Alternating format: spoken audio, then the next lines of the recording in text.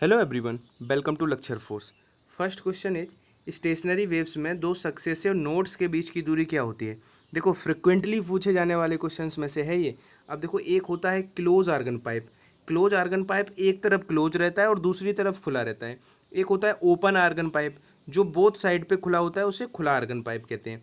अब इनमें क्या होता है, जहाँ पे ये डिस्प्लेसमेंट मैक्सिमम होता है वो एंटी नोड्स होते हैं, और जहाँ पे डिस्प्लेसमेंट जीरो होता है वो नोड्स होते हैं। नोड्स को हम हिंदी में निष्पंद कहते हैं और एंटी नोड्स को प्रस्पंद कहते हैं। ठीक है, इसी तरह से यहाँ पे एंटी नोड्स होगा, यहाँ पे नोड्स होगा। तो एक एंटी नोड्स और उसके पास वाले एंटी नोड्स के बीच की दूरी आपकी λ/2 होती है। सिमिलरली एक नोड्स और उसके पास वाले दूसरे नोड्स के बीच की दूरी आपकी, यानी कि निष्पंदों के बीच की दूरी भी λ/2 होती है। लेकिन इसी क्वेश्चन में अगर एक एंटी नोड्स और उसके करस्पॉन्डिंग नोड्स के बीच की दूरी, उसके पास वाले नोड्स के बीच की दूरी पूछता है, यानी कि ए और एन के बीच की दूरी पूछता है, तो आपको पता है पूरी λ/2 है, उसका भी आधा करेंगे तो λ/2 का आधा λ/4 हो जाएगा। तो ये दो फैक्ट आप मेमोराइज कर लेना कि अगर एक नोड्स और नोड्स के बीच की दूरी पूछता है तब λ/2, अगर एक एंटी नोड्स और पास वाले एंटी नोड्स के बीच की दूरी पूछता है देन ऑल्सो λ/2। लेकिन अगर एक एंटी नोड्स और नोड्स या एक नोड्स और एंटी नोड्स के बीच की दूरी पूछता है तब λ/4 हो जाएगा। सेकेंड थिंग आपको यहाँ से ये याद रखना है, इसका तो आंसर क्या हो जाएगा, λ/2।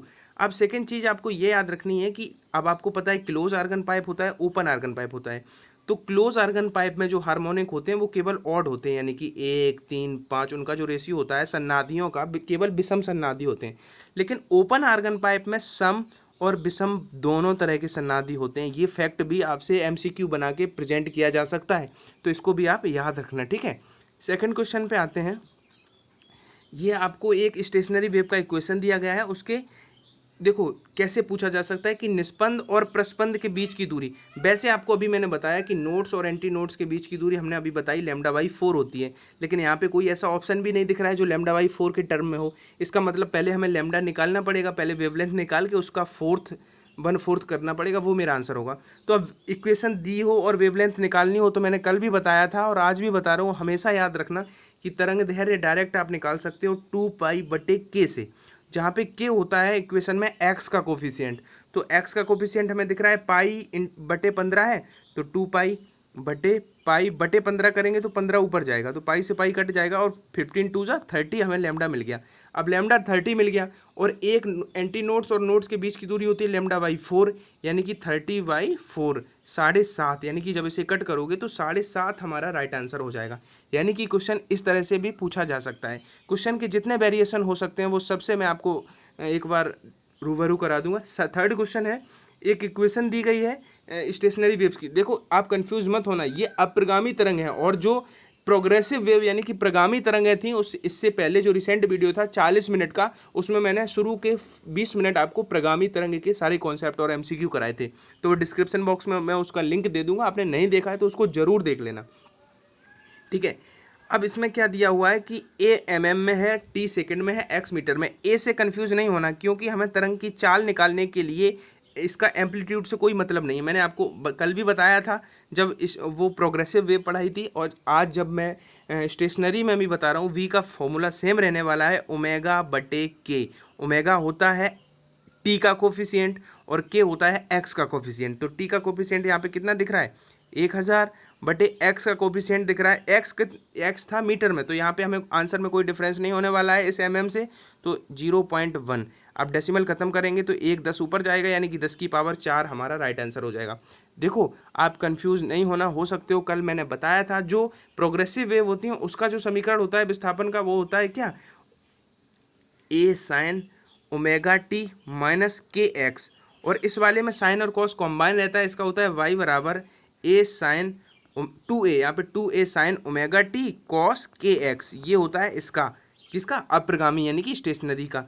तो आप याद रखना। थर्ड क्वेश्चन है, फोर्थ है कि 50 हर्ट्ज फ्रिक्वेंसी है, एक अप्रगामी तरंग में नोड्स और उसके पास वाले एंटी नोड्स के बीच की दूरी 20 सेंटीमीटर है, तो तरंग की चाल क्या है। देखो सिंपल क्वेश्चन है, तरंग की चाल होता है v = n लैम्डा, यानी कि हमें आवृत्ति पता है 50 हर्ट्ज है, तो 50 रख दिया। अब तरंग दैर्घ्य और पता हो जाए तो आंसर आ जाएगा। तो तरंग दैर्घ्य का मतलब होता है, इन्होंने क्वेश्चन को देखो, तरंग दैर्घ्य यहाँ पे मिली है कि एक नोड्स और एक एंटी नोड्स के बीच की दूरी 20 है, जो होती कितनी है λ/4, तो λ/4 अगर 20 है तो यहाँ से लैम्डा हमें 80 मिल जाएगा, क्रॉस मल्टीप्लाई करेंगे तो लैम्डा की वैल्यू यहाँ पे 80 रखेंगे, लेकिन ये सेंटीमीटर में मिलेगा क्योंकि 20 सेंटीमीटर था, तो सेंटीमीटर को मीटर में बदलना है तो 100 से डिवाइड कर दिया, 2 जीरो से 2 जीरो किया और 85 जा 400, तो 400 मीटर पर सेकेंड इसका राइट आंसर हुआ। फिफ्थ क्वेश्चन पे आते हैं जिसमें ध्वनि की चाल यानी कि वेलोसिटी दी है 340 मीटर पर सेकेंड, 50 सेंटीमीटर लंबा खुला पाइप है, तो उसकी मूल आवृत्ति क्या होगी। देखो खुला आर्गन पाइप, दो फॉर्मूले यहाँ पे मैं आपको एडवाइस करूँगा कि आप याद कर लो, मे भी अगर क्वेश्चन पूछ दिया, अगर ओपन आर्गन पाइप की मूल आवृत्ति पूछे तो आपको क्या करना है, V/2L कर देना है, और अगर ओपन के लिए बता रहा हूँ, लेकिन अगर क्लोज आर्गन पाइप की बात करें और उसकी मूल आवृत्ति पूछे तो V/4L कर देना।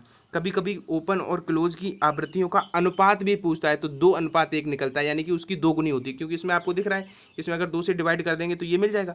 तो ये आपके खुले आर्गन पाइप के लिए है, ये आपके क्लोज आर्गन पाइप के लिए। तो V का मतलब 340, अब खुले की बात कर रहा है, क्या कह रहा है, ओपन आर्गन पाइप है तो 340/2, L का मतलब उस आर्गन पाइप की लेंथ दी हुई है, तो 50 सेंटीमीटर लंबा था, तो 50 सेंटीमीटर को हमने मीटर में बदला तो 100 से डिवाइड करेंगे, 100 ऊपर जाएगा, तो इस 100 से इस 100 कट जाएगा, तो 340 का 340 ही रहा। ठीक है, अब इसको लर्न नहीं कर लेना है कि उसका 340 आया था तो सबका 340 आएगा, वो डिपेंड करता है उसके लेंथ के।